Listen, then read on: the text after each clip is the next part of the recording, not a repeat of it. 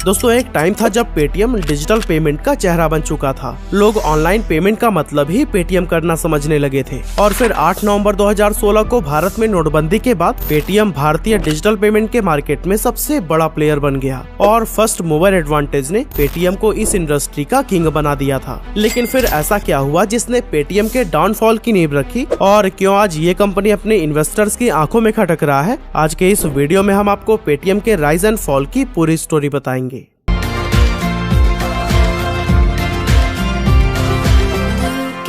Account से Paytm करो।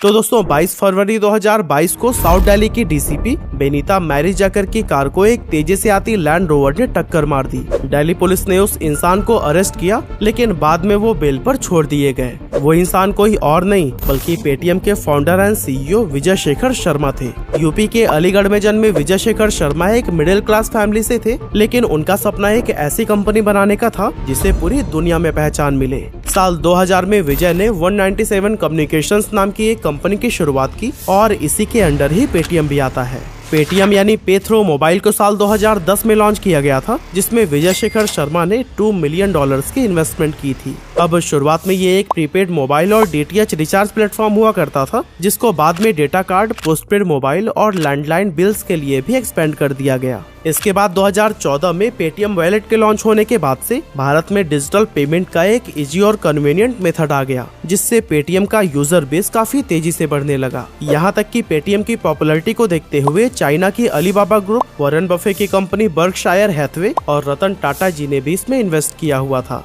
हालांकि 8 नवंबर 2016 को जब प्राइम मिनिस्टर नरेंद्र मोदी जी ने नोटबंदी की घोषणा की, तो पेटीएम भारत के डिजिटल पेमेंट सेक्टर में एकमात्र एस्टेब्लिश प्लेयर था। अब यहाँ पेटीएम के ऑफिशियल्स ने सिचुएशन का फायदा उठाने का सोचा और अगले ही दिन देश के सारे न्यूज़पेपर में प्राइम मिनिस्टर की फोटो के साथ अपनी एडवर्टीजमेंट पब्लिश करा दी, जिसमें पेटीएम ने भारत को डिजिटल पेमेंट के क्षेत्र में आगे ले जाने के लिए पीएम मोदी को कांग्रेचुलेट किया था। लेकिन ये स्ट्रैटेजी पेटीएम पर ही बैकफायर कर गई। एक्चुअली अपोजिशन पार्टीज ने आरोप लगाया कि नोटबंदी की मदद से बीजेपी ने पेटीएम को फायदा पहुंचाया है और पेटीएम को सारे सिचुएशन के बारे में पहले से ही पता था। हालांकि पेटीएम ने इस पॉलिटिकल कंट्रोवर्सी पर ज्यादा ध्यान नहीं दिया और मौके का फायदा उठाने पर कंसंट्रेट किया, और यही वजह थी कि महज 1 महीने के अंदर ही पेटीएम के यूजर 14 करोड़ से बढ़कर 27 करोड़ पहुंच गए थे। साल 2015 में पेटीएम ने अपने पेमेंट बैंक की भी शुरुआत की, जो कि आज के समय में उनका एकमात्र प्रॉफिटेबल प्रोडक्ट है। 2017 में इस बैंक को रिजर्व बैंक ऑफ इंडिया से भी अप्रूवल मिल गया और पेटीएम का यूजर बेस और भी ज्यादा स्ट्रॉन्ग होता चला गया। हालांकि 2018 में कुछ केवाईसी दिक्कतों की वजह से इनके नए अकाउंट ओपनिंग पर रोक लगा दिया गया था, पर अगले ही साल इन्हें दोबारा से आगे बढ़ने के लिए अप्रूवल मिल गया। हालांकि आगे चलकर 2022 में भी पेटीएम पेमेंट बैंक और आरबीआई के बीच कुछ गड़बड़ियां देखने को मिली, पर तमाम बैन के बावजूद पेटीएम पेमेंट बैंक काफी सक्सेसफुल रहा और इसने पेटीएम की ग्रोथ में इम्पोर्टेंट रोल निभाया। अब आगे समय बीतता गया और डिजिटल पेमेंट के मार्केट में नए नए प्लेयर्स एंटर होते गए, लेकिन इसी बीच पेटीएम एक ऐसी गलती कर गया जिसने उसके अच्छे खासे बिजनेस को हिला कर रख दिया। एक्चुअली एनपीसीआई ने यूपीआई को लॉन्च कर दिया था, जिसकी मदद से बैंक टू बैंक पेमेंट भेजना आसान हो गया और पेटीएम जिस वॉलेट मोड पर चलता था उसकी पॉपुलैरिटी कम होने लगी। हालांकि पेटीएम ने इतनी जल्दी यूपीआई को एक्सेप्ट नहीं किया और यही वजह थी कि उसकी ज्यादातर यूजर्स गूगल पे और फोन पे पर चले गए। हालांकि बाद में पेटीएम ने भी अपने प्लेटफॉर्म पर यूपीआई को ऐड तो किया, पर जब तक पेटीएम को अपनी गलती रियलाइज होती तब तक काफी देर हो चुकी थी। यहाँ से पेटीएम का यूजर बेस कम होने लगा और उनका मार्केट शेयर भी घटता चला गया। अब साल था 2021 का, जब 8 नवंबर को पेटीएम अपना आईपीओ लेकर आती है। इसकी मदद से वो $20 बिलियन की वैल्यूएशन पर $2.3 बिलियन राइज करते हैं, यानी कि करीब 18,300 करोड़ रुपए। ये कोल इंडिया के बाद से भारत का सबसे बड़ा आईपीओ था और पेटीएम के एक शेयर की कीमत 2150 रुपए रखी गई थी। विजय शेखर शर्मा ने कहा था कि उन्होंने इन्वेस्टर्स को फायदा पहुंचाने के लिए शेयर की प्राइस काफी कम रखी है, पर एक्सपर्ट्स का मानना था कि ये काफी ज्यादा है। पेटीएम का आईपीओ मार्केट में बहुत हाइप लेकर आया और लोग इसमें इन्वेस्ट करने के लिए बहुत एक्साइटेड दिखाई दिए। यहाँ तक कि ग्रे मार्केट में भी पेटीएम का शेयर 20% प्रीमियम पर ट्रेड कर रहा था। वैसे हम आपको बता दें कि ग्रे मार्केट एक ऐसा अनऑफिशियल मार्केट है जहां ऑफिशियल ट्रेडिंग से पहले शेयर्स की बाइंग एंड सेलिंग होती है। और दोस्तों पेटीएम के शेयर को तो ग्रे मार्केट पर लोग 20% ज्यादा प्राइस पर खरीदने के लिए तैयार थे, पर 18 नवंबर 2021 को जब पेटीएम स्टॉक मार्केट पर लिस्ट हुआ तो दिन के अंत तक इसके शेयर की प्राइस सिर्फ 1560 रुपए रह गई। और दोस्तों फिलहाल आज के टाइम पर पेटीएम का शेयर 620 रुपए के करीब है, जो कि 2150 की इशू प्राइस से करीब 71% नीचे है। आगे वीडियो में हम उन रीजंस के बारे में जानेंगे जिनकी वजह से पेटीएम जैसे बड़े फिनटेक कंपनी का भी आईपीओ फेल हो गया। लेकिन उससे पहले अगर आप अपने बिजनेस या लाइफ में फेल नहीं होना चाहते तो फिर मैं आपको रिकमेंड करता हूँ how to become a leader और बिजनेस सीक्रेट जैसे ऑडियो बुक्स को जरूर सुनिएगा। ये और ऐसे ही हजारों ऑडियो बुक्स आपको India's leading audio show platform Kuku FM पर मिल जाएगा। इस प्लेटफॉर्म पर आप हिंदी और इंग्लिश के अलावा अपने रीजनल लैंग्वेजेस में भी बुक्स को सुन सकते हैं। और हाँ, कुकू एफएम से बात करके हमने आपके लिए फर्स्ट मंथ के सब्सक्रिप्शन पर 50% का डिस्काउंट भी कराया है। बस LH50 कूपन कोड का यूज करना है और फर्स्ट मंथ का सब्सक्रिप्शन सिर्फ आपको 49 रुपए में मिल जाएगा। इस ऑफर का फायदा आप प्ले स्टोर से ऐप को डाउनलोड करके या फिर नीचे डिस्क्रिप्शन में दिए गए लिंक से भी उठा सकते हैं। हालांकि चलिए अब हम जान लेते हैं कि आखिर वो क्या रीजंस थे जिनकी वजह से पेटीएम का आईपीओ इतनी बुरी तरह से फेल हो गया। अब सबसे पहले तो मैं आपको ये बता दूं कि पेटीएम के आईपीओ लाने के फैसले में कोई भी गलती नहीं थी। 2021 में लगभग 65 कंपनीज अपना आईपीओ लेकर आई थी और ज्यादातर कंपनीज का परफॉर्मेंस बहुत अच्छा रहा, पर दो ऐसी कंपनीज थी जिनका आईपीओ बुरी तरह से फ्लॉप हुआ। पहली पेटीएम और दूसरी कार्ट्रेड। बेसिकली दोनों ही लॉस मेकिंग कंपनीज थी और दोनों ने हाई वैल्यूएशन पर अपने आईपीओ लाए थे। पेटीएम ने $20 बिलियन की वैल्यूएशन रखी थी, जो कि उस समय करीब 1.4 लाख करोड़ रुपए के बराबर थी, जबकि पेटीएम का रेवेन्यू महज 3300 करोड़ रुपए का ही था।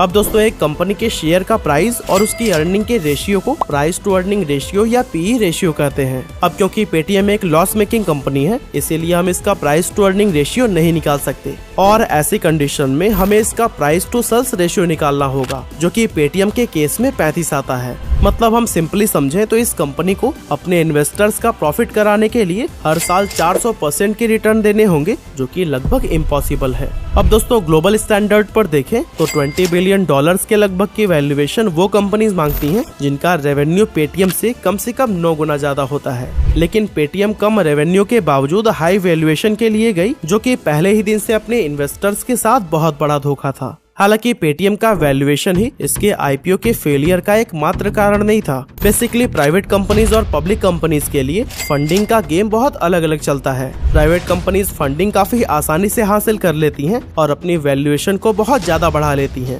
पर पब्लिक बनने के लिए उन्हें अपनी वैल्यूएशन को जस्टिफाई करना होता है। उसके लिए कंपनी के फंडामेंटल्स बहुत स्ट्रॉन्ग होने चाहिए, यानी कि उनके पास एक अच्छी टीम और एक प्रॉपर बिजनेस मॉडल होना चाहिए। लेकिन इसकी कमी पेटीएम के साथ साफ नजर आती है। इस कंपनी का ना कोई ठोस बिजनेस मॉडल है, न प्रॉफिट्स है और न ही प्रॉफिटेबल होने का कोई सॉलिड प्लान। आज के समय में पेटीएम हर एक फाइनेंशियल फील्ड में घुसना चाहती है, पर इनके पास किसी भी चीज में प्रॉपर एक्सपर्टीज नहीं है। पेटीएम ने अपने प्लेटफॉर्म को तो ऑल इन वन ऐप बना दिया है, जहां पर आप मोबाइल रिचार्ज से लेकर bill payment, UPI transfer, policy खरीदना, इन्वेस्टमेंट करना, गेम खेलना, मूवीज, बस और इवेंट की टिकट्स बुक करने जैसा कोई भी काम कर सकते हैं। और दोस्तों यही वजह है कि पेटीएम का इंटरफेस इतना कंफ्यूजिंग हो चुका है कि यूजर्स इसके प्लेटफॉर्म पर आना पसंद ही नहीं करते। पेटीएम तो कई सारे बिजनेसेस में घुस चुका है, लेकिन इसके सिर्फ 2 बिजनेसेस ही सक्सेसफुल हैं, पेटीएम पेमेंट बैंक और पेटीएम फास्टैग। अपने पेमेंट बैंक में पेटीएम ने लगातार आरबीआई के रूल्स एंड रेगुलेशंस को ताक पर रखा है, जिसके कारण उन्हें काफी सारे प्रॉब्लम्स का भी सामना करना पड़ा है। पर प्रेजेंट सिचुएशन की बात करें तो पेटीएम पेमेंट बैंक इस कंपनी को लगातार प्रॉफिट कमा कर दे रहा है।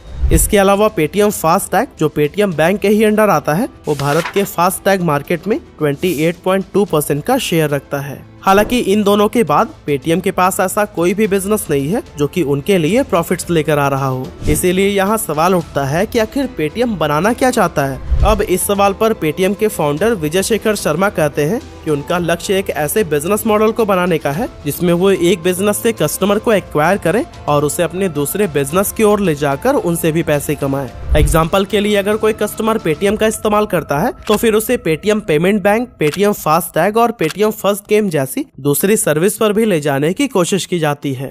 लेकिन विजय शेखर शर्मा का ये मास्टर प्लान इन्वेस्टर्स की समझ से बाहर है और इसीलिए वो उन्हें सीरियसली लेने को तैयार नहीं है। अब बिजनेस के मामले में तो पेटीएम फेल हो ही रहा है, पर अब तो इसकी किस्मत भी इससे मुंह मोड़ती नजर आ रही है।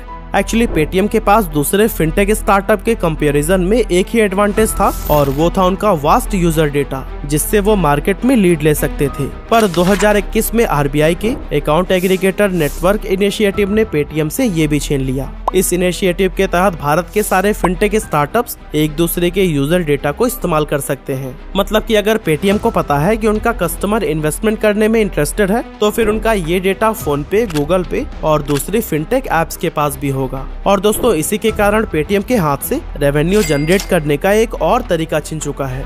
मगर फिर भी आप अगर नोटिस करेंगे तो पेटीएम लगातार एक्सपेंड कर रहा है और नए नए बिजनेसेस में हाथ आजमाता जा रहा है। ऐसा इसलिए क्योंकि ऐसी कंपनीज का मेन फोकस प्रॉफिट कमाने पर नहीं, बल्कि कस्टमर का बिहेवियर चेंज करने पर होता है। पेटीएम आपको अपने प्लेटफॉर्म के थ्रू पेमेंट करने पर रिवॉर्ड और कैशबैक इसलिए देता है जिससे आपको उनके प्लेटफॉर्म की आदत लग जाए और आप इनके इकोसिस्टम में ही फंस कर रह जाओ। हालांकि फिलहाल तक तो पेटीएम अपने बिजनेस मॉडल को सक्सेस तक पहुंचाने में नाकाम रहा है, लेकिन आखिर में सवाल उठता है कि पेटीएम को आखिर ऐसा क्या करना चाहिए जिससे कि वो अपने लॉसेस को कम कर सके। तो दोस्तों, सबसे पहले तो पेटीएम को एक प्रॉपर बिजनेस प्लान बनाना होगा जिनमें उनके टारगेट्स और गोल क्लियर हों। इससे वो इन्वेस्टर्स के बीच भरोसा कायम रख पाएंगे और उनके शेयर्स की प्राइस और नीचे नहीं आएगी। पेटीएम को ये समझना होगा कि भारतीय इंटरनेट यूजर्स को सारी सर्विसेज एक जगह पर नहीं चाहिए, बल्कि वो चाहते हैं कि उन्हें हर सर्विस फास्ट एंड एफिशिएंट तरीके से मिले। अगर वो मोबाइल रिचार्ज करना चाहते हैं तो वो बिना किसी रुकावट के हो जाए। कहने का मतलब यह है कि पेटीएम को 50 सर्विस शुरू करने पर फोकस न करते हुए सिर्फ उन सर्विसेज को ही प्रोवाइड करना चाहिए जिसमें कि उनकी एक्सपर्टीज हो। इससे पेटीएम का यूजर इंटरफेस भी काफी इम्प्रूव होगा और अल्टीमेटली लोग उनके प्लेटफॉर्म पर आना पसंद करेंगे। होपफुली आने वाले समय में पेटीएम प्रॉफिटेबल बनेगा और अपने इन्वेस्टर्स को हुए लॉस को प्रॉफिट में बदलेगा। वैसे पेटीएम को वापसी के लिए क्या करना चाहिए, आप अपना ओपिनियन भी हमें कमेंट में जरूर बताइएगा। और हाँ, कुकू एफएम के ऑफर को भी ग्रैब करना ना भूलिएगा। ऐप अभी डाउनलोड करिए और LH50 कूपन कोड का यूज करके पहले महीने का सब्सक्रिप्शन सिर्फ 49 रुपए में पाइए।